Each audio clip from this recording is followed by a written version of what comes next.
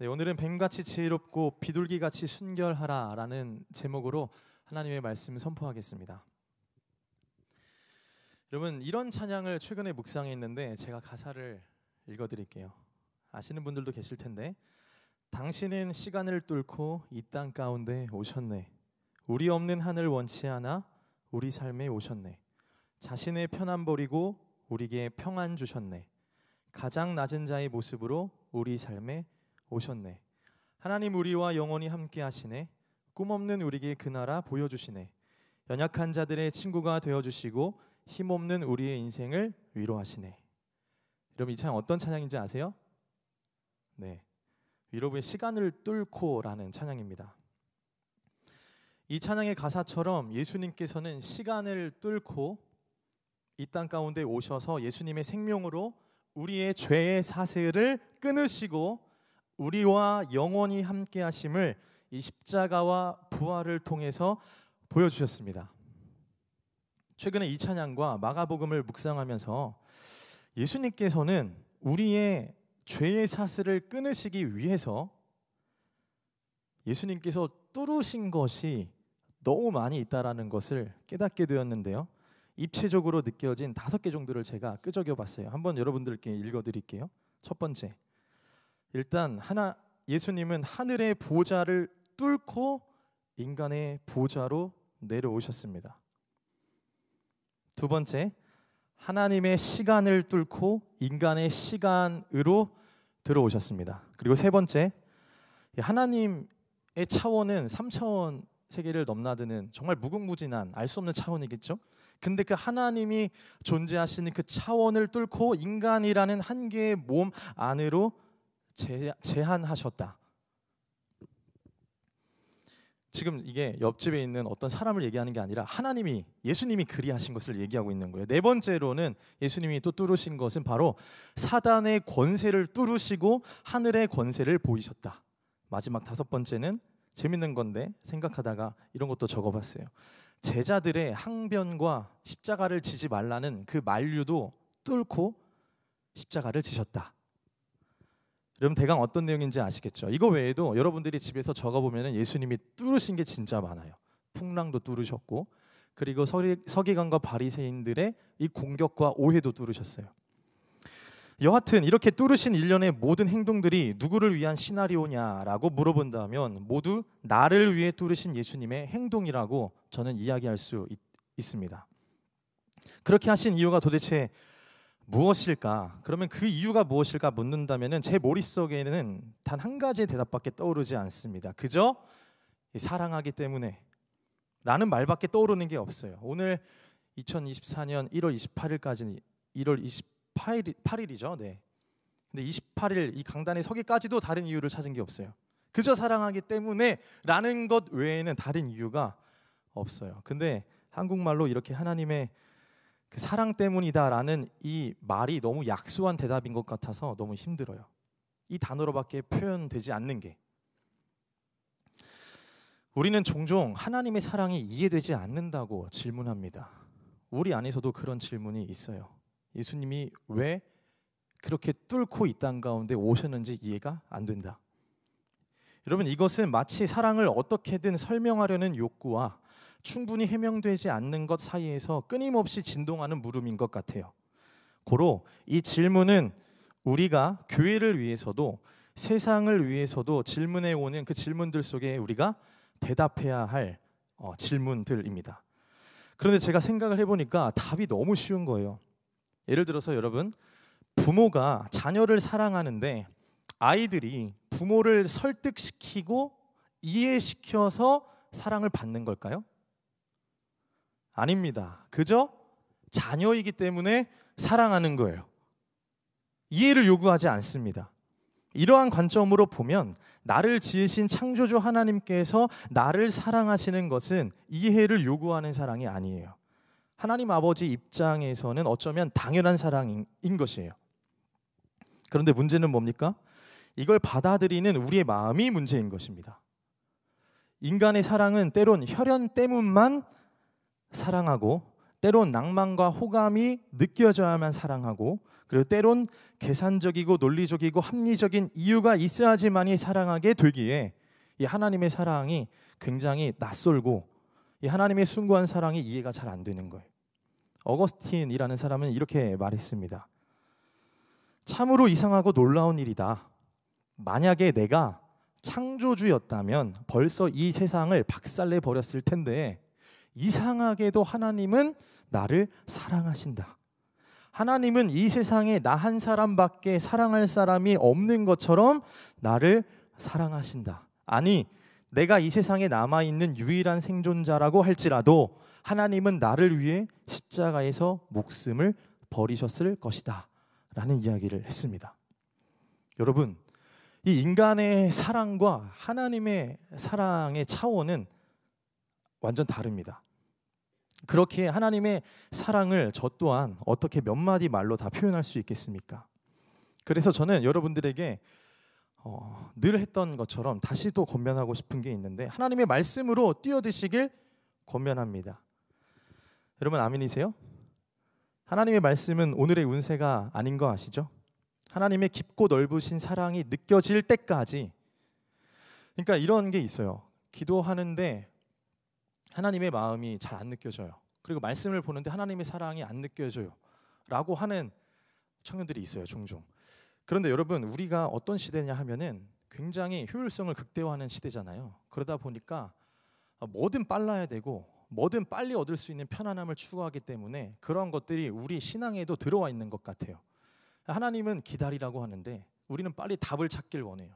그래서 기도하면 바로 답을 줘야 되는데 한 번 물어보고 한 번 기도하고 않으면은 대답이 없다. 하나님도 어쩔 수 없나 보다 이렇게 생각하고 기도의 무용론자가 되는 사람들이 종종 교회 안에도 있습니다.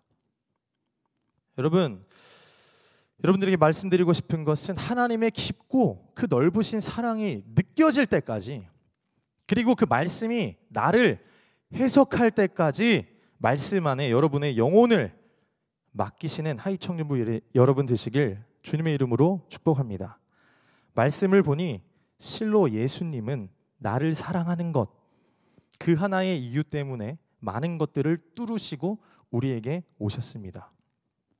그리고 예수님이 요구하시는 것이 단 하나 있다면 뭘까요, 여러분? 이 사랑을 믿는 것입니다.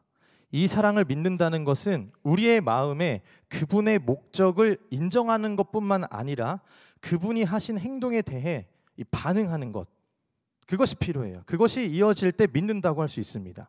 그러니까 어떤 지적인 동의의 수준 말고 마음으로 받아들이고 그 다음에 행동이 요구되는 거예요. 고로 예수님께서 사랑을 위해 우리에게 뚫으시면서 보여주신 것처럼 우리도 뚫어야 할 게 있다라는 거예요. 제가 그 얘기를 하고 싶은 거예요. 그럼 우리도 뚫어야 될 게 뭐가 있을까? 그것도 한번 끄적어 봤는데요. 첫 번째로는 이렇게 적어봤어요. 교회 공동체나 가정, 직장, 학교 속에서 사랑이 없어지게 하고 어떤 판단과 정죄만 있게 하는 그런 문제들을 우리가 뚫어야 합니다. 사랑으로, 예수님의 이름으로. 거기에 우리가 편승해서 진영의 논리에 빠지지 않고 그러한 문화가 있으면 분위기 타지 말고 아닌 건 아니라고 이야기할 수 있는 그 뚫음의 은혜가 우리에게 있어야 돼요. 그리고 그런 야성이 청년들에게 있어야 된다 생각합니다. 두 번째로는 영적으로 침체되게 하고 하나님이 주신 자유가 약해지게 만드는 악한 영의 공격 또는 상식적이지 못한 생각들을 뚫어야 합니다. 그리고 마지막 세 번째로는 이 반성경적인 어떤 내용들이 많이 있잖아요. 요즘 시대에는 너도 맞고 나도 맞잖아요. 그러다 보니까 모든 인권과 모든 생각들을 존중해 주다 보니까 너무 다양하다 보니까 반성경적인 내용도 우리가 좋게 해주잖아요. 그러니까 이게 굉장히 동성애든 그 외에 있는 여러 가지들도 하나의 취향일 뿐이다라고 하고 성경에 반대되는 이야기들도 다 오케이 해주는 시대이잖아요. 여러분, 우리가 이러한 반성경적인 내용, 세속적인 이데올로기도 뚫어야 할 것입니다. 이렇게 적어봤어요. 근데 궁극적으로는 우리가 뚫는 게 목적이 아니죠. 뚫고 무엇을 전하기 위해서죠? 바로 예수님을 전하고 하나님 나라를 이뤄가기 위해서 하는 거예요. 이것이 우리가 해야 할 일입니다.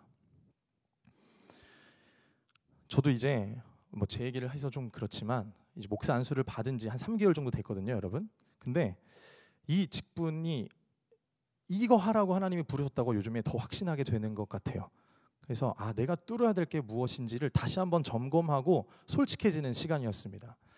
근데 여전히 제가 이제 하이청년부에 소속되어 있으면서 이제 여기서 목사 안수를 받아서 안 그래도 한번 이야기는 하고 싶다 이런 생각이 들었었는데, 우리 하이청년부 여러분 덕에 또 목사 안수 잘 받고 이렇게 감사하게 사역을 하고 있습니다. 근데 이러한 일들을 감당하고 앞에서 본을 보여야 되는데 이 직분이 너무 무거운 거예요. 이 목사라는 직분이 너무 무겁고 막 좀 두렵고 그리고 떨리고 막 어쩔 때 막 집에 가고 싶고 막 그래요. 근데 한 번씩 막 청년들 중에 저한테 전도사님, 주한도사님 이렇게 얘기하는 사람들이 있거든요. 그럼 그때 마음이 진짜 편안해요. 너무 편안해. 맞아. 주한도사님 이렇게 얘기해 주면은 너무 편안한 거예요. 그게 맞지. 근데 여러분 생각해 보면은 그럼 저 이중직이잖아요. 그것도 좀 살짝 아이러니하고. 근데 여하튼 편안해요. 근데 여하튼 이거는 목사든 누구든 우리 하이청년부 모두가 이러한 사명을 갖고 살아가야 된다라는 거예요. 왜냐하면 예수님이 우리에게 뚫으신 사랑이 너무 크잖아요.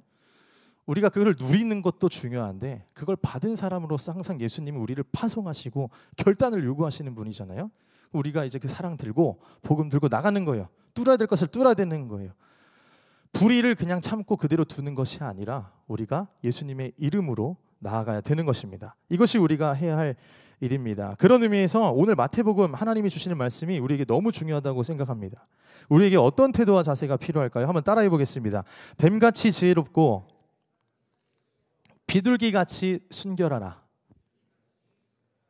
여러분, 마태복음 10장은 예수님이 제자들을 선택하셔서 부르시고 파송하면서 주시는 말씀으로 구성되어 있습니다.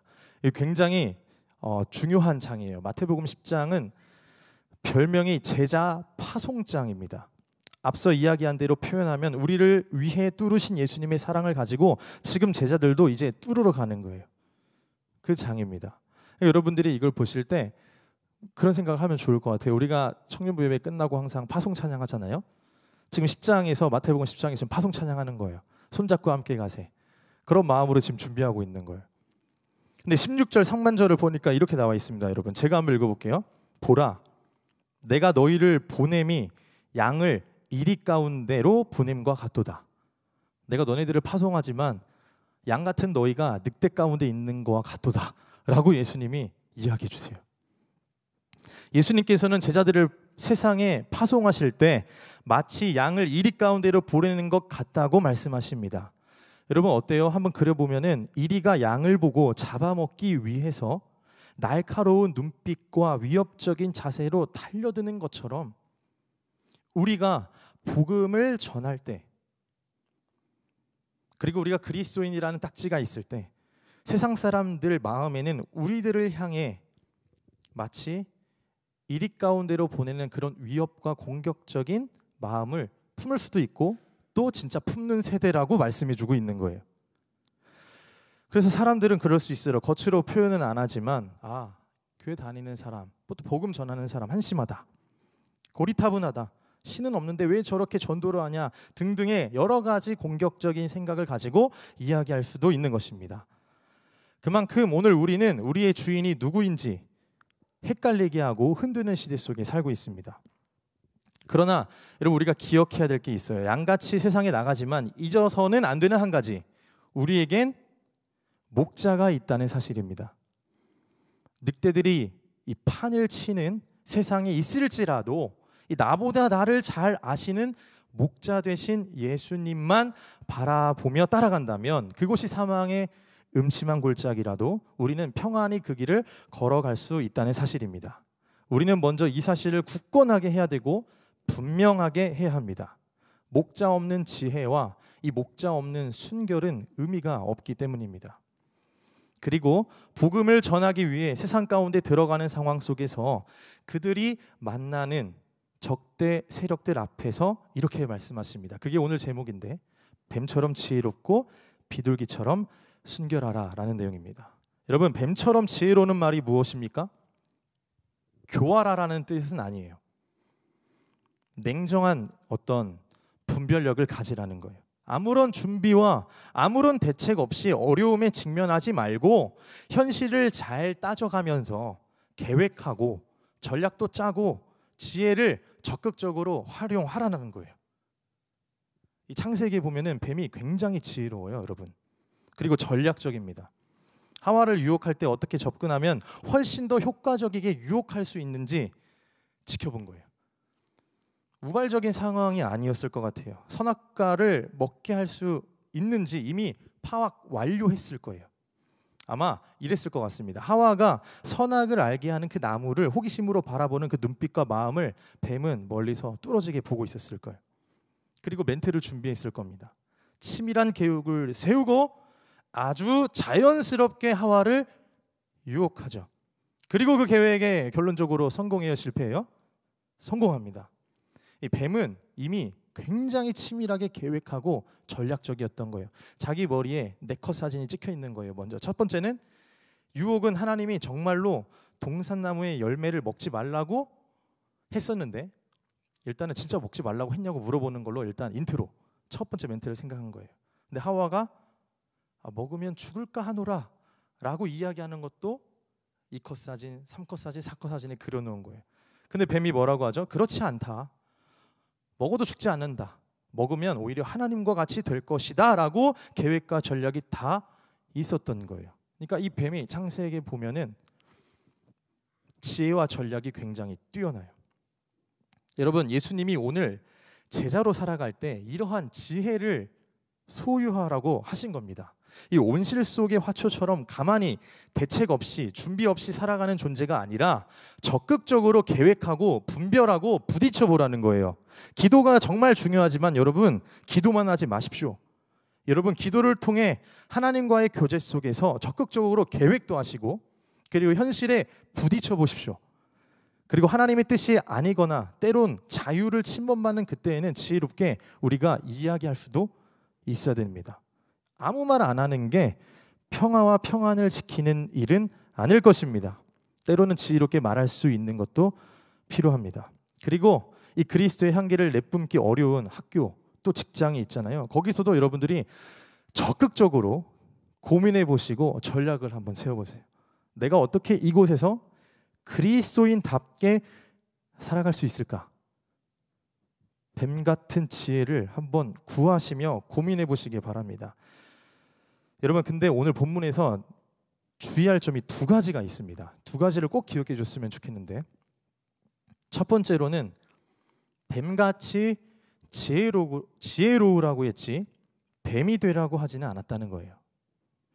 창세기에서 뱀은 지혜롭고 전략적이지만 그 하나님 주신 지혜로 하나님을 대적한 지혜로 바꿔서 폐역하게 되었습니다. 그렇죠? 그렇기에 간교한 겁니다. 사실 뱀을 흉내낸다 할지라도 여러분이 뱀이 될 수는 없습니다. 그러나 무작정 뱀의 지혜만을 분별 없이 선택적으로 사용한다면 간사함에 빠질 위험이 있는 거죠. 뱀의 지혜랍시고 교활한 속성이 내 마음을 장악하고 또 내 주인이 되게 한다면 어쩌면 우리는 뱀이 될 수는 없지만 뱀처럼 살 수도 있는 거예요. 또한 2번째로 기억해야 될 것은 뱀같이 지혜롭기만 하면 안 된다는 것입니다. 비둘기 같은 순결함을 빼버리고 뱀 같은 지혜만 쓰다가 자신의 힘만 믿고 자기를 위해 쉽게 타락하는 길을 선택할 수도 있기 때문입니다. 그래서 지혜로움과 순결함은 항상 결합되어야 하는데 순결함이 없는 지혜는 이 창세기 3장의 뱀처럼 간사함이나 이 거짓이 되기 쉽고, 반대로 지혜가 없는 순결함은 늑대들의 포위와 공격을 헤쳐나갈 수 없다는 것이죠. 그러니까 조화가 굉장히 중요한 거예요. 근데 만약에 이 2가지 방금 말씀드린 내용을 간과한다면 어떻게 될까 생각을 해봤습니다. 이렇게 될 것 같아요. 순결함을 상실한 뱀의 지혜만 여러분 우리가 쫓고 살아간다면 누군가는 야 같다고도 표현할 수 있겠네요. 근데 여하튼 그렇게 쫓고 살아간다면 뱀의 간교함을 우리는 삶의 지혜로 착각할 거예요. 그리고 또 뱀의 이간질을 관계의 지혜로 착각할 거예요. 그리고 뱀의 공격을 굉장히 민첩하고 합리적인 지혜로 착각하여 이 뱀을 이용하거나 뱀에게 이용당하는 자가 될 것입니다. 그런데 이러한 자가 만약 가끔 비둘기같이 순결하려고 하는 모습을 가끔 보인다면 어떨 것 같아요, 여러분? 이 사람들의 시선에는 굉장히 폭력적일 수 있을 것 같아요. 사람 죽이는 무당과 같이. 전도하고 동역해야 할 사람이 죽어요. 전도가 안 되고 하나님의 사랑이 들어가지 못하는 거예요. 그래서 우리가 이 말씀을 잘 기억해야 됩니다. 믿는 자들이 두려움의 대상이 되게 하면 안 돼요. 근데 그게 직분자고 만약 사역자면은 이거는 두려운 대상이 아니라 공포의 대상이에요. 이 모습이야말로 사단이 제일 좋아하는 모습입니다. 왜냐하면 자신의 모습과 너무 흡사하기 때문에 이 분신이 있으니까 좋아하는 거예요. 이러한 두 가지의 모습은 조심하되 앞서 이야기했던 것처럼 지혜를 놓치면 안 되겠습니다. 순결함을 깃들인 지혜가 여러분 가운데 있길 소망합니다. 그리고 비둘기같이 순결하라고 하셨습니다. 여러분, 비둘기는 어떤 존재인가요? 정결함, 깨끗함, 순결함의 상징입니다. 이 성령이 비둘기같이 임했다고 하셨잖아요. 고로 비둘기같이 순결한 자는 이 내 마음이 예수님의 진리로 순결하게 만들어진 사람들이에요. 주인이 정확해요. 순종해야 할 분이 예수님으로 분명한 자입니다. 비둘기같이 순결하라. 어쩌면 순결함이 없는 뱀과 같은 지혜가 난무한 세상일 수도 있겠습니다. 경쟁적이고 때론 폭력적일 수 있지만 우리 그리스도인이 구별될 수 있는 이유는 비둘기 같은 순결함이 있기 때문인 줄 여러분 꼭 기억하시길 바랍니다. 그래서 베드로전서 3장 9절에는 이런 말씀이 있거든요. 제가 한번 읽어드릴게요. 악을 악으로, 욕을 욕으로 갚지 말고 도리어 복을 빌라. 이를 위하여 너희가 부르심을 받았으니 이는 너희가 복을 이어받게 하기 위해서 그리해야 된다라고 말씀하십니다. 여러분, 뱀 같은 지혜로 악이 어떤 악인지는 일단 우리가 분별하고 당해야 돼요. 사실 만약 당한다면 욕도 먹을 때도 사실 우리가 어떤 욕인지는 알고 듣는 거예요. 참을 때 그냥 어떤 욕인지 어떤 악인지도 모르고 참고 순결함만 쫓지 마시고 우리가 지혜롭게 이게 어떤 악인지 어떤 욕인지는 생각하고 듣는 거예요. 그리고 도리어 복을 비는 거예요. 이를 위하여 너희가 부르심을 받았대요. 그리고 이거는 복을 이어받게 하기 위해서래요. 결국 방향은 뱀 같은 지혜로 똑같이 너도 심판하라는 것이 아니라 결국에는 그런 지혜로 분별도 하되 결국에는 하나님의 뜻을 향한 순종으로 이어지라고 요청하는 게 이 베드로전서 3장 9절의 말씀입니다. 이게 아니면 세상 사람들과 똑같은 것이죠. 우리가 담대하게 거침없이 심판자가 되는 것이죠. 아닙니다. 우리는 지혜를 구하되 그 지혜도 우리 속에서 말씀하시는 이 곧 성령께서 깨우쳐 주시는 것이고 그 성령을 따라 하나님께 순종하는 지혜는 여러분 이거는 이제 세상에 대해서도 순결한 자가 되게 하는 열쇠가 되는 것입니다.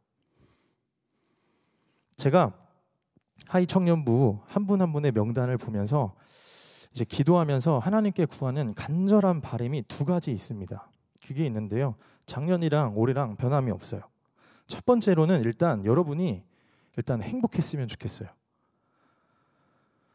그리고 두 번째는 여러분이 성공했으면 좋겠습니다. 그렇게 기도 제목을 가지고 기도하고 있습니다. 성공도 여러분 안에서 다 성공했으면 좋겠어요. 그런데 예수님 안에서 행복했으면 좋겠고요. 예수님 안에서 성공했으면 좋겠어요. 예수님을 뺀 행복과 예수님을 뺀 성공이 얼마나 공허한지 느끼게 하고 싶지 않은 거죠. 아마 온전한 행복은 아닐 것입니다. 그리고 만약 실패하면 또 하나님 탓하는 때가 많잖아요. 우리 신앙에. 여러분 예수님 안에 있으면 성공도 실패도 유의미할 텐데 우리가 항상 너무 예수님 빼고 행복과 성공을 찾으려고 하는 것 같아요. 저는 여러분들을 위해 그렇게 기도합니다. 그런데 이렇게 질문합니다. 어떤 청년이 저번에 질문했는데 성공하는 게 나쁜 거냐고, 가진 게 많아지는 게 악이냐고. 아닙니다, 여러분. 성공하려는 마음 안에 가진 게 많아지려는 이 탐욕이 나쁜 것이지 성공이나 가진 게 많아지는 것은 악은 아니죠. 왜 그렇게 되기를 바랍니까? 왜 우리는 더 많이 갖고 더 많이 누리고 싶고 왜 성공하고 싶은 걸까요? 사실 까놓고 보면은 그 정점의 자리에는 자기 자신이 앉아있기 때문에 그걸 원하고 있던 거예요. 여러분, 우리가 예수님을 믿는다는 것을 아주 쉽게 표현한다면 이럴 거예요. 우리의 인생에, 내 마음에 가장 높고 가장 귀한 자리에 예수님을 앉히는 것이 우리가 예수님을 믿는다고 하는 거 아닌가요? 그런데 잘 되려는 더 가지려는 나의 정점, 거기에 누가 앉아 있습니까, 여러분? 정말 예수님이 앉아 계세요? 우리가 사람들한테는 앉아 있다고 속일 수는 있어요. 저도 마찬가지예요. 여기서는 앉아 있다고 강단에서 마이크로 이렇게 속일 수 있어요. 그런데 여러분, 하나님은 다 아세요. 예수님은 속일 수가 없는 거예요. 그러니까 그런 속내를 가지고 우리가 아무리 기도를 열심히 해도, 아무리 간절히 주님을 붙잡아도 그거는 안 돼요. 성공이 안 돼요. 당연한 결과예요. 그게 여러분 근데 선이고, 그게 응답이고, 사실 그게 은혜입니다. 그대로 성공하는 건 은혜일까요? 저주일까요? 저주일 수 있는 거죠. 그런 기도가 안 들어지는 건 여러분, 오히려 하나님이 우리에게 주신 선이자 은혜라고 생각하시고 다시 한번 우리의 가장 귀한 자리에 누가 있는지를 생각해 보시기 바랍니다. 여러분, 그렇다면은 우리는 반대로 우리가 더 성공해야 되고 더 가져야만 한다면 무엇 때문에 그래야 할까요? 오늘 서두에 얘기한 것처럼 시간을 뚫고 오신 예수님의 사랑으로 나도 뚫고 많은 사람들에게 예수님을 주기 위해서예요. 예수님을 주기 위해서 우리가 더 성공해야 되고 더 많이 가질 수 있는 거예요. 그리스도인이 성공해야 되고 더 많이 가져야만 한다면 그것은 예수님을 세상에 더 잘 주기 위함이라는 사실을 기억하시길 바랍니다. 예수님을 베풀기 위함이에요. 예수님을 나누기 위함이에요. 그렇기 때문에 그렇게 성공하는 사람은 거짓일 수가 없고 무례히 갑질할 수도 없고 오히려 예수님의 성품을 더욱 닮아가고 배울 수밖에 없는 것입니다. 그리고 또 세상과 구별되고 다를 수밖에 없는 것입니다. 왜냐하면 그것은 뱀같이 지혜롭고 비둘기같이 순결하라는 예수님의 뜻이 아니기 때문입니다. 예수님을 세상에 더 잘 나누어 주기 위함이 아니라면 우리가 아무리 착한 이미지로 교회에 다녀도 그것은 탐욕이고 우상숭배가 될 것입니다. 결국 오늘 이 제자 파송장에 있는 마태복음 10장, 오늘 본문에서는 예수님의 제자들이 주어야 될 것은, 결국 누군가에게 줘야 될 것은 무엇이죠, 여러분? 예수님인 것입니다. 말씀을 정리하겠습니다. 살아내기 어렵고 분투하는 청년분들을 위해서 진심으로 기도합니다. 그리고 우리가 결단했으면 좋겠습니다. 주님의 뜻을 향해 방향을 잘 설정하고 행동하는 것이 지혜이고 순결임을 기억하시기 바랍니다.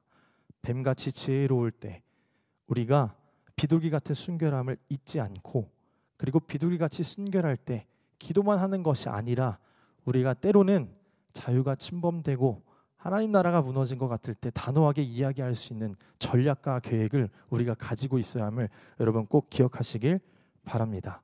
이 시간 함께 찬양하시면서 이 말씀을 가지고 함께 이어서 기도하도록 하겠습니다. 오늘 찬양은 아까 불렀던 깨끗한 손 주옵소서입니다. 우리 안에